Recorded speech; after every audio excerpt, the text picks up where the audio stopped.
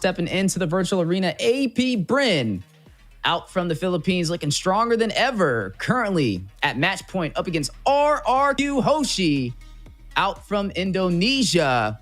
Who will be able to prevail in that amazing draft? Like we said, pretty even on the scoreboard, but time will tell on who will be our victor for game number 2. It's going to be a really good matchup. And I do hope that we get to a game number 3.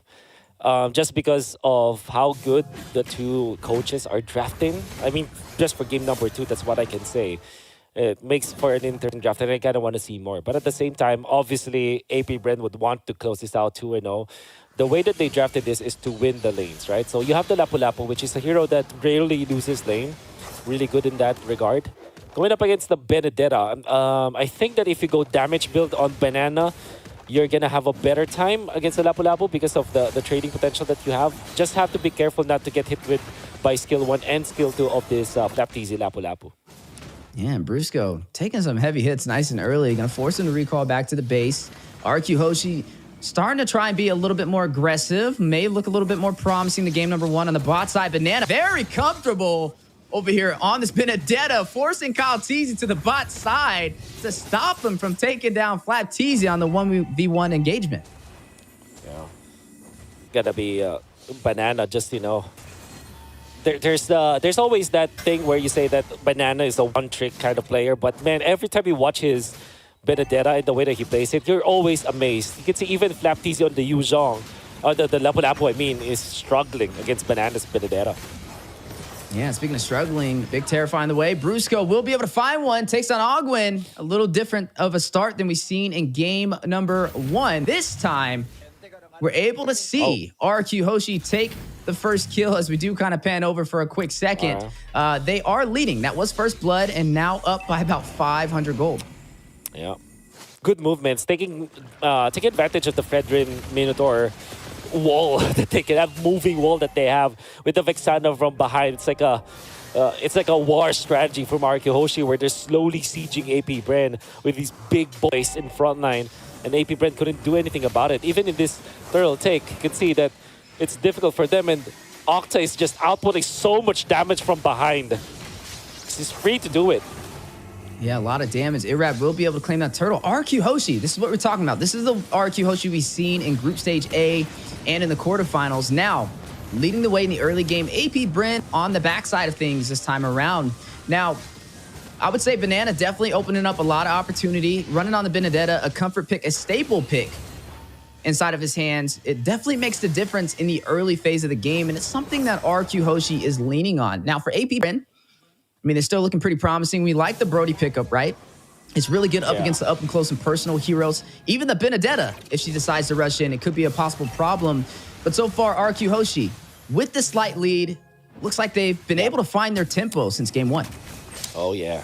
And even Skylar is leading when it comes to the EXP going up against Super Marco, if I'm seeing this correctly. But there was a time where Skylar was level 5 and Super Marco was level 4. Super Marco had to go back to base, and this is looking really well for RQ Hoshi. All of the lanes are going in their favor, and all of the core heroes from RQ Hoshi are getting the farm over their designated matchup. So that's definitely a good sign. 3 minutes, 38 seconds to get the Feather of Heaven. Great timing for Skylar. Yeah, and Super Marco going to go ahead and pick up that Blade of Heptaseas for some great initial burst damage. Brusco trying to find an opportunity for the side of RQ Hoshi. Looks like they're going to go in for a possible pick-off. Rushing straight in a few, but he may be able to make his way into that tier 2 turret. Irad, thirsty for the kill, but not able to close the distance for the setup. Maybe Irad with just the pokes. I mean, look at him having the freedom to do this because of Brusco's protection. Yeah, big wild charge, guarding his barrier. Oh, wow. Dropping down from Ogwin, trapping Brusco and Octa from escaping. It's a good thing AP Bren did not decide to engage on that, because that was a good setup to kind of zone them away from escaping. Yeah. Great plays coming up from RQ Hoshi. You can see that without the wild charge, AP Bren might not be thinking about taking the turtle, actually. Maybe they just go for pickoffs. But in comes the turtle fight.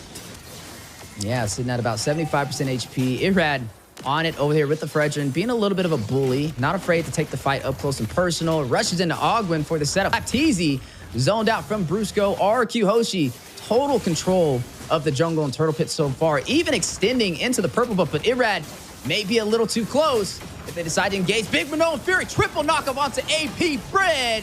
Brusco with the setup, forcing out the Electrifying blow, and the Nether Realm coming alive from Few, as both teams still fighting it out over this turtle. Neither side able to find the advantage they were looking for. When Kyle is low, and Irad is half HP, but does have the sustain from the as a Fredrin. And they're trying to buzz from this turtle. Who takes it, though? Ooh, it looks like Octa will get the steal for RQ Hoshi. Brusco will fall, though. Super Marco finding his first kill of the game. That will go into the hands of AP Bren, but they lose the neutral objective. A 1,000 gold lead for RQ Hoshi. Irad. Okay. Gonna rush in. Big wild charge for the knockup. Irad will be able to get out of there, though. Very low on the HP. Electrifying blow going down from Banana through the Guardian's barrier provided over there from Ogwin, who has had some really good setups with it. I think his placement have been pretty valid so far in the early phase. Yeah. I got a little bit scary for Irad, almost going down, but fortunately he has the help of Octa with this Vexana. The position is just way too good for this Vexana. Octa is just providing so much defense for his team while also outputting the damage, right? So you cannot really just dive as AP Bren. And if you're thinking about the composition of AP Bren, they're mainly like, I would say melee based. Thinking about it, like Roti has it, without the ultimate, Roti's range is not that good. And that's why they need to go up close and personal as Flap gets melted down. Few, just a fraction of a second too late with the Faramis ultimate. Yeah, nice and early pickoff from the side play of the Bush in the mid lane. And now may be able to seize the opportunity to take this tier 2 turret. Skylar not wasting any time controlling this map for RRQ Hoshi. And so far, they're getting everything that they have came for. AP Bren is now the team that is reacting to RQ Hoshi. It's really good from RQ Hoshi. This is the tempo that we're looking for. And like we said, like these 4 people, they will not leave each other. They will let Banana do the split for them. And both Octa as well as Skylar, they're going to be able to output the damage that they needed because of the two bad dudes in the front line. That's Irad and Brusco. And I don't know if you know this already, but Brusco in Tagalog can also mean something like a, you know, like a big dude in the front line, like a brawn kind of dude. Like when you say when you're Brusco, you're like a jacked kind of dude in the front lines. Yeah, definitely showcasing it and living up to that name. There's a lot of things going on in the mid lane from both sides of the table. Bodies may drop here in a matter of seconds. You are seeing the Terrify go down. Octa able to find Flapteezy, unable to find his way back to his side of the jungle. One member down for the side of AP Bren. 3 seconds until the Lord spawns in. Oh, man. They're nullifying the Lapu-Lapu by outputting so much damage. Look at Skylar. Good hit on the second skill, and now Flapteezy goes into the fray. Yeah, he's going to rush in. Hit with the Terrified, though. Irad trying to get away. The wall will drop again from Ogwin. We talked about his placements on these Guardian barriers. Definitely not disappointing today. Brusco, very low tone apart. Memories. Super Marco will find him. And Manoa Fury goes down right before he falls. For the setup on the AP Bren. Irad will find the Lord.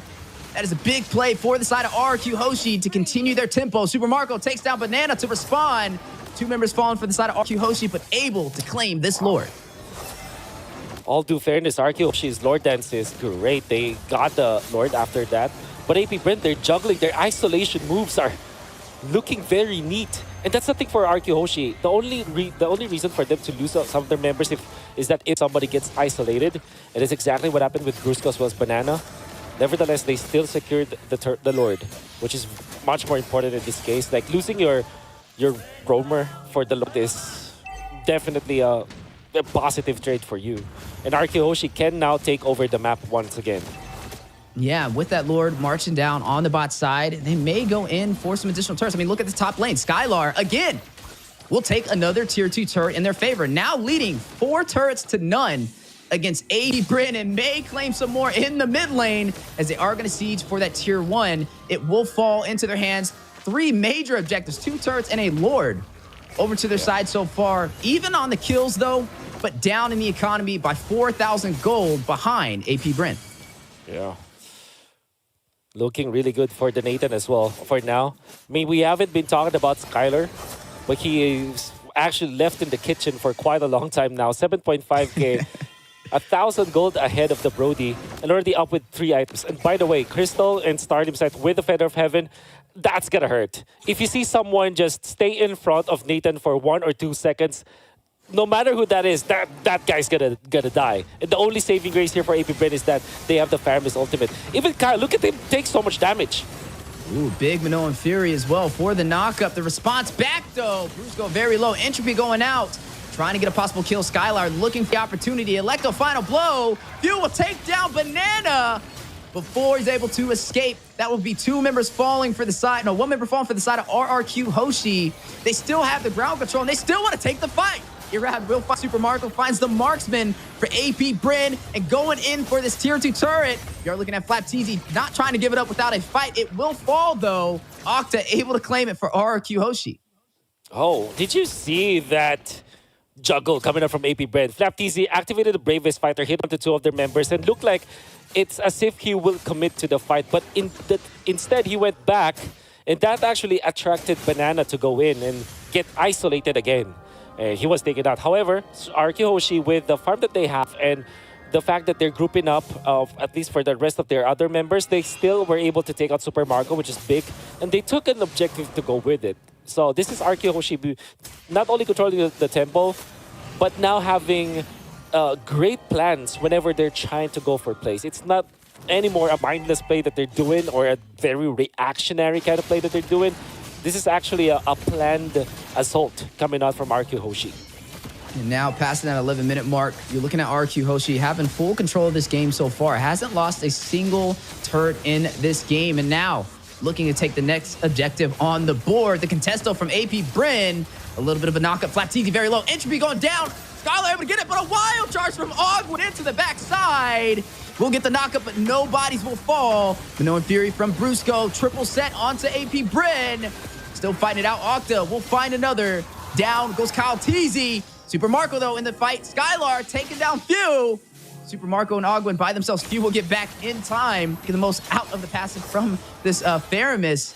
Now you're looking at RQ Hoshi, trying to seize the opportunity to crack open the base from AP Bren. Waiting for more. Skylar just destroys them. Irad gets the last hit, but you can see them. Skylar, though. Yeah, very low. Can't get around that wall. Gets a kill, though. Irad will find Super Marco. 4 members falling.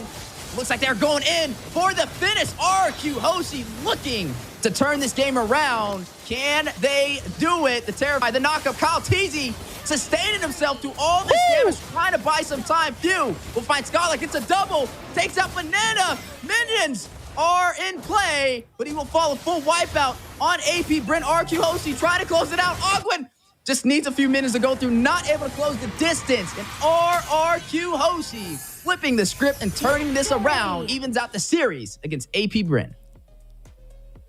And just like we said before Game 1 started, the priority for RQ Hoshi is to win their lane matchups, particularly in the side lanes. We saw that in this particular game with that Nathan going up against the Brody,